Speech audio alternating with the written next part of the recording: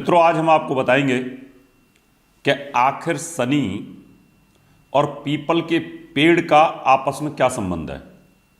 Shani people के पेड़ से क्यों डरता है, इसका क्या है वैज्ञानिक आधार और क्या है इसका आध्यात्मिक आधार। आज इस रहस्य पर्दा उठा देंगे। बहुत सारे वैज्ञानिक, बहुत सारे कुतर्की, बहुत सारे नास्तिक, बहुत सारे विधर्मी ये कहते हैं कि शनि इतना ऊपर है, हमारे ऊपर चढ़ के दिखाए। शनि इतना दूर है, शनि का हमारे शरीर पर क्या प्रभाव पड़ेगा। आज हम पुराणों की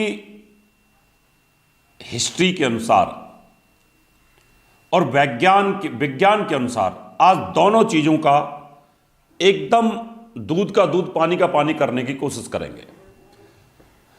आज इस वीडियो को बड़े ध्यान के साथ सुने। बताना चाहता हूं पहले इसका आध्यात्मिक आधार जो हमारे पुराणों के अनुसार है, उसके बाद बताऊंगा इसका वैज्ञानिक आधार कि जो कि कुतर्की लोग जो मानते नहीं हैं।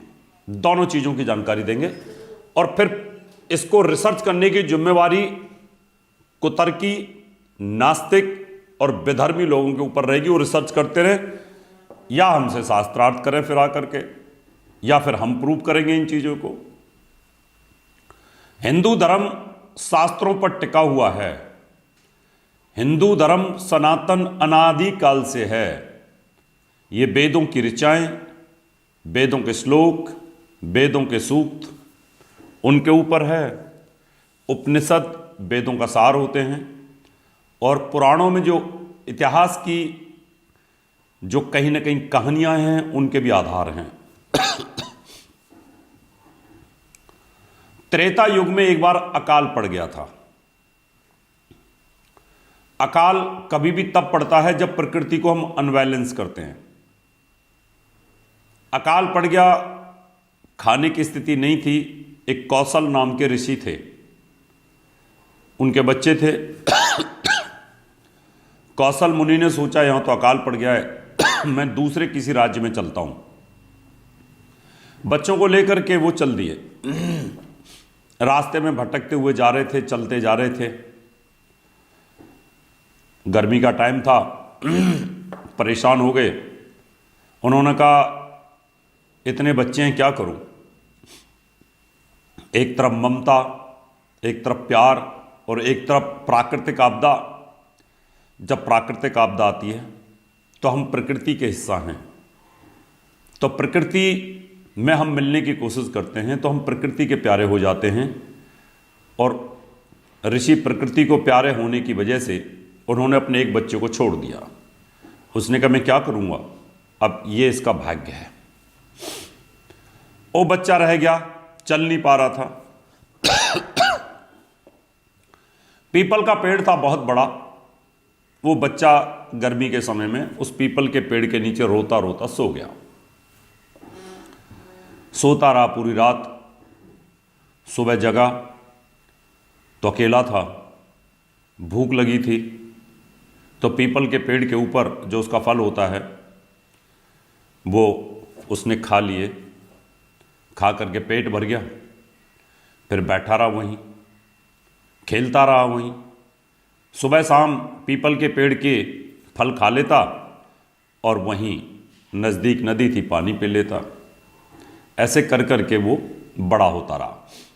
एक दिन नारद जी वहाँ से जा रहे थे। नारद जी ने देखा बच्चा बड़ा खूबसूरत है, ये तो किसी ऋषि मुनि की संतान लगता है। वो वहाँ पर रुक गए।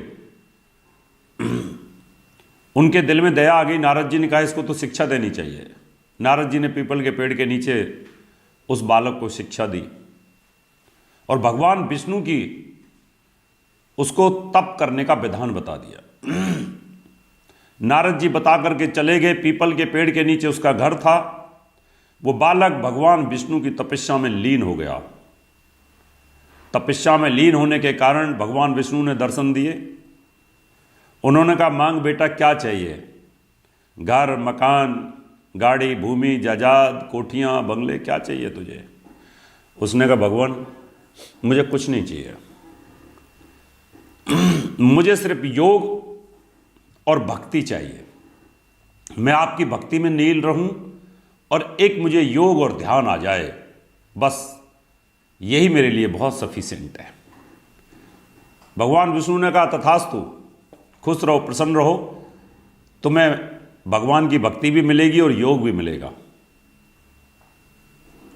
योग बल से वो बहुत तपस्वी हो गया, बहुत तपस्वी हो गया। जब तपस्वी हो गया तो नारद जी फिर वहां से निकल रहे थे। उन्होंने कहा तू तो बड़ा हो गया, बड़ा तपस्वी भी हो गया है। उन्होंने कहा गुरुदेव ये बताइए कि मैं अकेला रह गया, मुझे मेरे पिताजी का पता नहीं, माताजी का पता नहीं, भाइयों का पता नहीं, ये हमारी स्थिति किसने की? उसने कहा ये तुम्हारी स्थिति शनिश्चर ने की, शनिदेव ने की। कहता वो देखो शनिदेव। तपस्वी बालक ने योग से उसको देखा तो शनिदेव का जो आकृति है, जो कि मनुष्य रूपी आकृति है, वो नीचे गिर पड़ी। टांग टूट गई शनिदेव की और शनिदेव कराहने लगा। और नारद जी को शनिदेव से नफरत थी, वो चाहते थे कि शनि का ये हाल हो। और नारद जी ने सभी देवताओं को बोला कि देखो ये शनिदेव सबको तंग करता है, इसने गणेश जी को तंग किया था, इसने भगवान शिव को भी किया और पार्वती को भी किया, देखो मैंने क्या हाल करा दिया इसका। सभी देवताओं ने देखा, बुरा हाल था शनि का। और ब्रह्मा जी भी आ गए देखने के लिए। अब ब्रह्मा की सृष्टि के अंदर रचेता हैं, उन्होंने देखा भाई ये शनिदेव का तो बहुत बुरा हाल कर दिया आपने बालक। उसने ब्रह्मा जी ने कहा कि देखो ये सृष्टि के विरुद्ध है, आप इनको वहीं स्थापित कर दो। आपका जो हाल इन्होंने किया, सूखा जो पड़ी, अकाल जो पड़ा, आपके पिताजी के दिमाग में आपको छोड़ने की दुर्बुद्धि के विचार आए, वो सब इसी शनि के कारण थे। उस समय आपके पिता के ऊपर शनि की 7.5 चल रही थी, उसमें इनकी बुद्धि भ्रमित हो गई और अपने ही जन्मे बच्चे को छोड़ दिया। ऐसे कुविचार, ऐसे दुर्विचार, दुर्भावनाएं, हीनताएं, डिप्रेशन, तनाव, टेंशन, अलगाव, तलाव, ये सब शनि की महादशा 7.5 उस ढैयाओं में इस शनि के कारण आते हैं। आज मैं आपको इस शनि देव से वरदान दिला देता हूं। ब्रह्मा जी ने कहा कि आज के बाद आपका पीपल का पेड़ आपका घर है, पीपल का पेड़ ही आपके माँ बाप हैं, और पीपल के पेड़ ने ही आपको भोजन दिया, इसने ही ज्ञान दिया, इसने ही योग दिया और इसने तप दिया। और आज से आपका नाम मैं पिपल्लाद ऋषि रखता हूं। और जो पिपल्लाद ऋषि की और पीपल के पेड़ की पूजा करेगा, ये शनिदेव यहां आपको कमिटमेंट करेंगे कि आज के बाद ये कभी शनि की 7.5 में, शनि की महादशा में, अंतरदशा में, शनि की ढैया में, ये कभी उस व्यक्ति को 7 पीढ़ी तक तंग नहीं करेगा। और ये वरदान शनिदेव ने ब्रह्मा जी के सामने पिपल्लाद ऋषि को दे दिया, उस बालक को दे दिया। और बालक ने अपने योग बल के बल पर उसको दोबारा से ब्रह्मांड में स्थापित कर दिया। उसके बाद पिपल्लाद ऋषि की सभी देवताओं ने जय जयकार की और वो बहुत बड़े पिपल्लाद ऋषि के नाम से प्रसिद्ध हुए हमारे पुराणों के अंदर। अगर कोई भी साधु संत या कोई भी कुतर्की या कोई भी वैज्ञानिक बोलता है कि पीपल का पेड़ और शनि का कोई संबंध नहीं है, तो ये गलत है। शास्त्र झूठ नहीं बोलता। कहानियां काल्पनिक कुछ हो सकती हैं, लेकिन पिपल्लाद ऋषि तो हुए, कौशल मुनि तो हुए, ऋषि तो हैं, सप्त ऋषि तो हैं। इसको झुटलाया नहीं जा सकता, क्योंकि मैं खुद एक विज्ञान का छात्र हूं।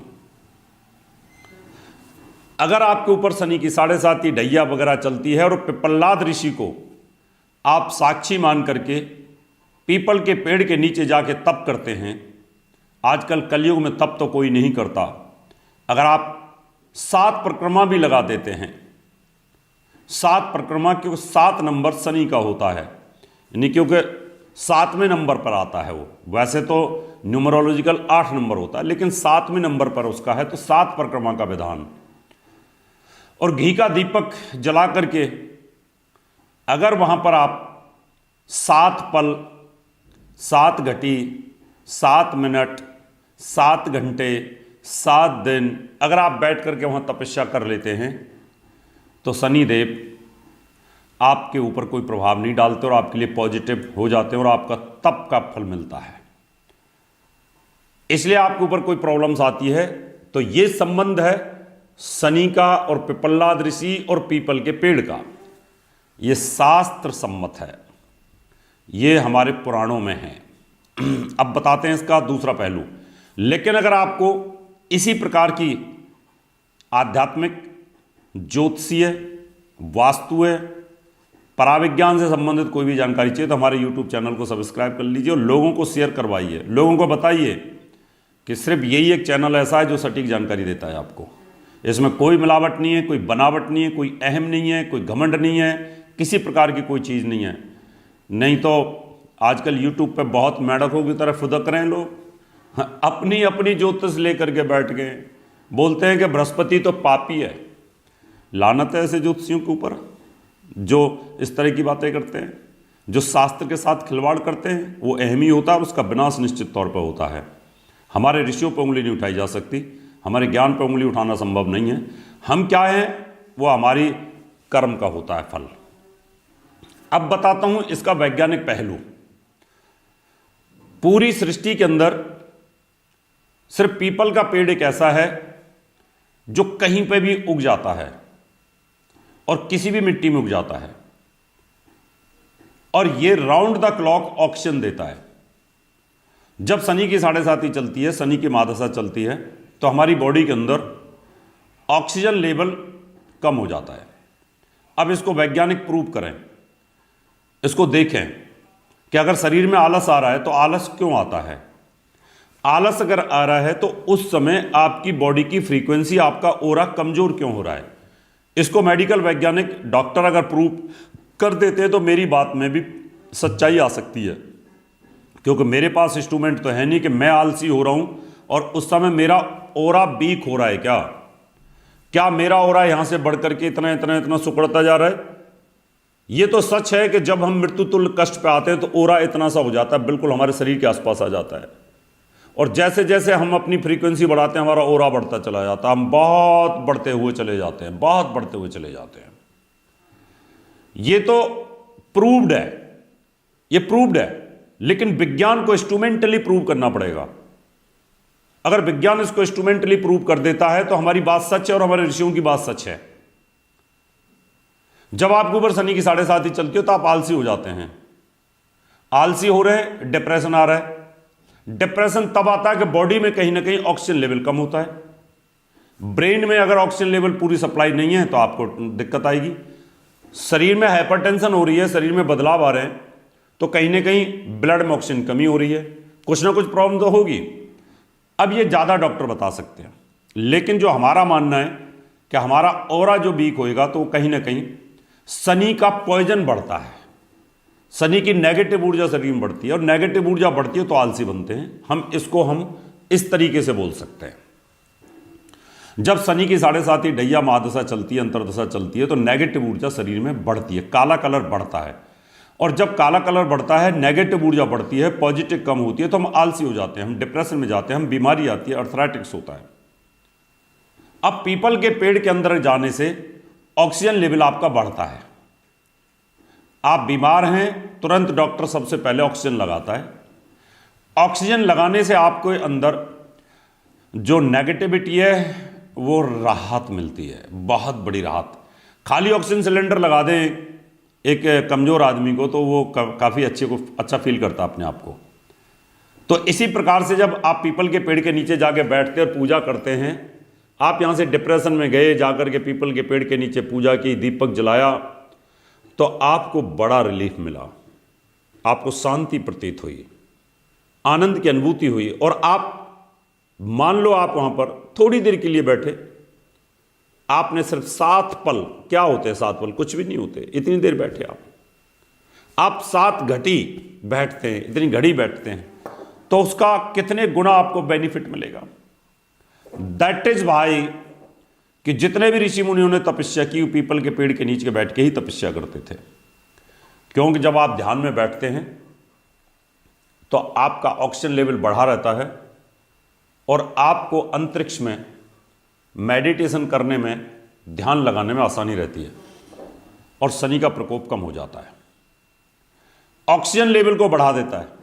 और जो कहते हैं क्या हो जाएगा शनि के पेड़ से, उसमें तो कुत्ते पेशाब करते हैं, पेशाब तो आप भी कर दो, आपको कौन रोकता है, लेकिन कुत्ते के पेशाब करने से या आपके पेशाब करने से शनि क्या ऑक्सीजन देना, क्या पीपल का पेड़ ऑक्सीजन देना बंद कर देगा? नहीं करेगा। करो आप पेशाब जितना मर्जी करो, थूको उसके ऊपर जाके, उसके जड़ों में जाके लैट्रिन कर दो, गोबर कर दो, तो क्या वो ऑक्सीजन लेवल कम करेगा? और बढ़ा देगा। आप करो पेशाब, आप करो गोबर, आप फेंको उसके ऊपर गंदगी, वो ऑक्सीजन लेवल और बढ़ा देगा। यही तो प्रभु का विज्ञान है। इसलिए भगवान में आस्था ही है। तो पीपल के पेड़ वैज्ञानिक आधार पर भी हमारे लिए बड़ा जबरदस्त है, बशर्ते कि ये मकान की पूरब दिशा में ना हो। अगर मकान की पूरब दिशा में होता है तो हमारे लिए बहुत हानिकारक हो जाता है, क्योंकि ये सुबह सुबह जो हमारी कॉस्मिक रेज आती है उनको एब्जॉर्ब कर लेता है, क्योंकि अपने अंदर स्टोर करता है, स्टोर करने के बाद फिर थ्रो करना शुरू कर देता है। हाँ, बाकी की पश्चिम दिशा में, दक्षिण दिशा में पीपल का पेड़ घर के बाहर बहुत ज़्यादा शुभ होता है, पूरब दिशा में इसकी छाया नहीं आनी चाहिए। इस तरह की और भी अपडेट्स के लिए इंस्टाग्राम पर फॉलो करें और बेल आइकॉन प्रेस करें।